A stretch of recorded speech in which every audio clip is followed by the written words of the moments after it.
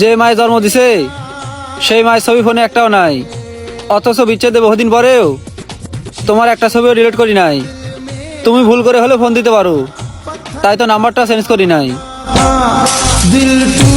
আহা গো সোনার চান পিতলা ঘুঘু, আহা গো তোমার লাকান সন্তান যেন কোনো ঘরে জন্মগ্রহণ না করে, ছেলে মাগি ভক্ত। আচ্ছা আপনারাই একটা কথা বলুন, যে মা 10 মাস 10 দিন তারে গর্ভে ধারণ করছে, তার ছবি মোবাইলে নাই, কিন্তু একটা মাগির নাম্বার ওর ফোনে ফোন দিব দেখে ওই সিমটা ঠিকই রয়েছে। তাহলে বলেন আমি যে মাগি ভক্ত ছেলেটা কথাটা কইলাম আসলে কি ভুল কইলাম?